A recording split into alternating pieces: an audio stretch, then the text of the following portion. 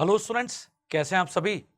Convergence in organic chemistry वाली ये जो हमारी सीरीज है, इसके अंदर नेक्स्ट जो क्वेश्चन आपके साथ मैं डिस्कस कर रहा हूं उसको चेक करो। बहुत ही इंपॉर्टेंट है, आपको ये एग्जाम में देखने को मिल सकता है। देखिए, इस प्रॉब्लम के अंदर मैंने यहां पर मेंशन किया है कि एक कंपाउंड में 3 फंक्शनल ग्रुप लगे हुए हैं। एक तो टर्मिनल एल्काइन है, कार्बोनिल ग्रुप है और CHO ग्रुप है। और आपको बोला गया है कि सबसे पहले इस कंपाउंड को हमने मिथाइल मैग्नीशियम ब्रोमाइड के 1 इक्विवेलेंट से रिएक्ट कराया तो A बन गया है। अब ये जो A है इसको अगेन मिथाइल मैग्नीशियम ब्रोमाइड के 1 इक्विवेलेंट से रिएक्ट कराया तो B बन गया है। फिर ये जो B है इसको फिर मिथाइल मैग्नीशियम ब्रोमाइड के 1 इक्विवेलेंट से रिएक्ट कराया तो C बन गया है। और अब C जो है उसको हाइड्रोलिसिस किया गया तो D बन गया है। तो आप अगर चाहें तो सबसे पहले वीडियो को पॉज करके सबसे पहले अपने आंसर्स को प्रेडिक्ट कर लो। तो बच्चों, आपने अपने आंसर्स को प्रेडिक्ट किया होगा। अब देखिए, ये जो प्रॉब्लम है ये सिंपली ग्रिग्नार्ड रीजन की जो रिएक्टिविटी है टुवर्ड्स डिफरेंट फंक्शन ग्रुप उनके ऊपर बेस्ड है। तो यहां पर सबसे पहले तो नोटिसेबल पॉइंट ये है, reactivity of various groups towards nucleophile, that is R minus in Grignard reagent.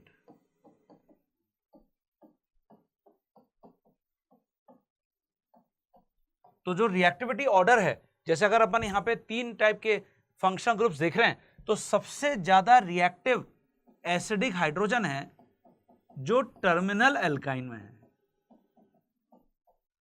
In terminal alkyne. उसके बाद सेकंड जो नंबर है वो एल्डिहाइड फंक्शनल ग्रुप का है, बिकॉज कार्बोनिल ग्रुप के ऊपर मोर पॉजिटिव चार्ज है as compare to carbonyl group present in ketone. ये देखिए, तो कीटोन इसमें सबसे पीछे जाएगा। यह है रिएक्टिविटी ऑर्डर। तो अब मैं 1 बाय 1 इस प्रॉब्लम को सॉल्व करता हूं ग्रिग्नार्ड रीजन के 1 इक्विवेलेंट के साथ। तो मुझे सबसे पहले यह कंपाउंड गिवन है, देखो आप,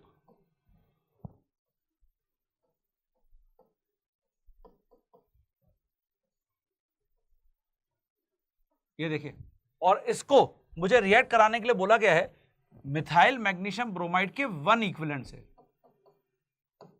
तो यहां पर जो एसिडिक हाइड्रोजन है, ये देखिए, यहां पर जो एसिडिक हाइड्रोजन है वो यहां है, ये कार्बन है दोनों, और इससे कनेक्टेड जो हाइड्रोजन है sp हाइब्रिडाइज हाइड्रोजन, मतलब sp हाइब्रिडाइज कार्बन से हाइड्रोजन कनेक्टेड है, ये हाईली एसिडिक है। तो ये हाइड्रोजन इस न्यूक्लियोफिलिक पार्ट के ऊपर अटैक कर देगा ऐसे, ये देखिए, और ये इलेक्ट्रॉन पेयर शिफ्ट करके कार्बन के पास चला जाएगा। तो हमको सबसे पहले जो 1 इक्विवेलेंट मिथाइल मैग्नीशियम ब्रोमाइड है, मतलब केवल एक मॉलिक्यूल मिथाइल मैग्नीशियम ब्रोमाइड का, तो उससे जो प्रोडक्ट मिलने वाला है वो ये मिलने वाला है। कार्बोनिल ग्रुप मतलब एल्डिहाइड और कीटोन अनटच रहेंगे और इस टाइप का देखिए सॉल्ट बन जाएगा। यहां पर CH3H के साथ सेपरेट हो गया, ये मीथेन गैस बन गई है। ओके, अभी मुझे हाइड्रोलिसिस नहीं बोला गया, सबसे लास्ट में मुझे हाइड्रोलिसिस बोला गया। अब आपको बोल रहा है कि फिर इसको मिथाइल मैग्नीशियम ब्रोमाइड के 1 इक्विवेलेंट से रिएक्ट कराइए। ये देखिए, तो अब जो सेकेंड ऑर्डर है वो है एल्डिहाइड का। एल्डिहाइड में जो कार्बोनिल ग्रुप है it is more susceptible for nucleophile as compare to ketone, क्योंकि यहां पर जो कार्बोनिल ग्रुप के ऊपर पॉजिटिव चार्ज है वो हाई है एज कंपेयर टू कीटोन। ये देखिए, तो होगा ये कि न्यूक्लियोफाइल इमीडिएटली इस कार्बन पर अटैक कर देगा, पाई इलेक्ट्रॉन पेयर शिफ्ट करके ऑक्सीजन के पास। तो हमको अब जो प्रोडक्ट मिलने वाला है, तो सबसे पहले ये तो ए प्रोडक्ट हो गया था। अब देखिए बी प्रोडक्ट क्या होगा, तो बी प्रोडक्ट ये होगा,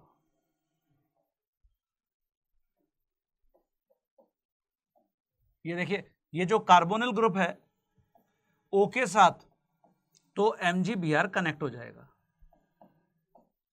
यहां पे मिथाइल मैग्नीशियम ब्रोमाइड का मिथाइल आ गया, और ऑब्वियसली S तो ऑलरेडी है ही, और ये जो टर्मिनल एल्काइन है उसके साथ सॉल्ट यहां पर ऑलरेडी बन के रखा हुआ है। ये देखिए, तो ये कार्बन के ऊपर नेगेटिव चार्ज है, ये कनेक्टेड है मैग्नीशियम के साथ, तो ये B है। ये देखिए, और इसके बाद फिर आपको बोला गया था कि जो B है उसको फिर मिथाइल मैग्नीशियम ब्रोमाइड के 1 इक्विवेलेंट से रिएक्ट कराइए। तो आगे देखते हैं इसके अंदर। सबसे पहले ये देखिए, मैं वापस इस कंपाउंड को ड्रॉ कर लेता हूं।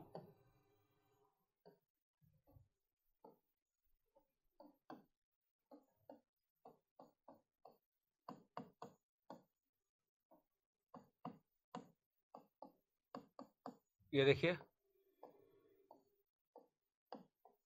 O के साथ भी MgBr कनेक्टेड है, यहां पर मिथाइल है, और ये S तो है ही ऑलरेडी। ये देखिए, अब आपने इसको, ये B कंपाउंड है हमारा, मिथाइल मैग्नीशियम ब्रोमाइड के 1 इक्विवेलेंट से फिर रिएक्ट कराया है।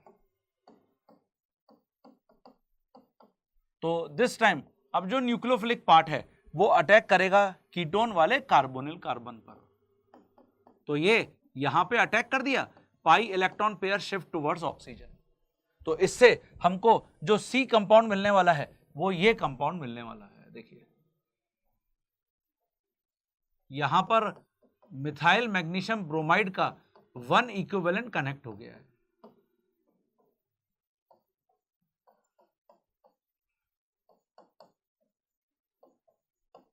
ये देखिए,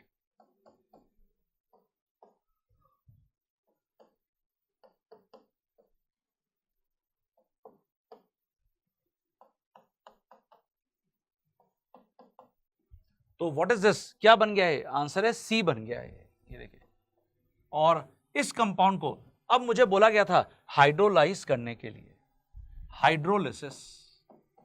तो जब मैं इस कंपाउंड का हाइड्रोलिसिस करूंगा तो वाटर इसके ऊपर भी अटैक करेगा, वाटर इसके ऊपर भी अटैक करेगा,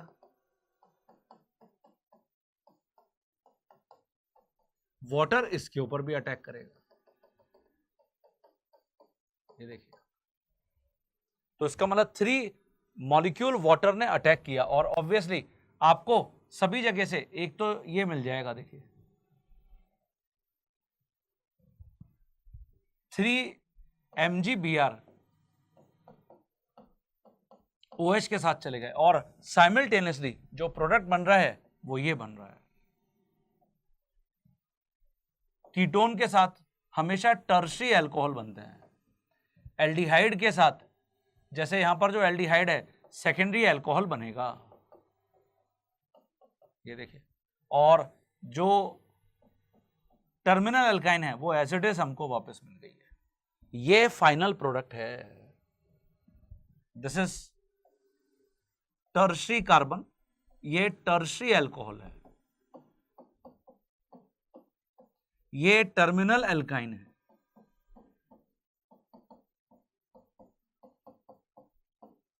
और ये सेकेंडरी कार्बन है, सेकेंडरी अल्कोहल है।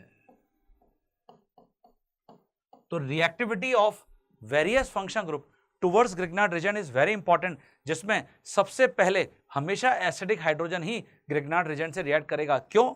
ग्रिग्नार्ड रीजन में जो R- पार्ट है वो बहुत ही पावरफुल न्यूक्लियोफाइल या बेस है, तो एसिड बेस रिएक्शन बहुत फास्ट होती हैं, वेरी फास्ट, और इसलिए हमको इस तरीके से इस प्रॉब्लम को अटेंड करना था। तो आप सभी अपने आंसर्स को चेक कर लीजिए, और ऐसे ही कुछ और प्रॉब्लम्स के लिए मेरे साथ इस सीरीज के अंदर जुड़े रहिए, कन्वर्जन्स इन ऑर्गेनिक केमिस्ट्री।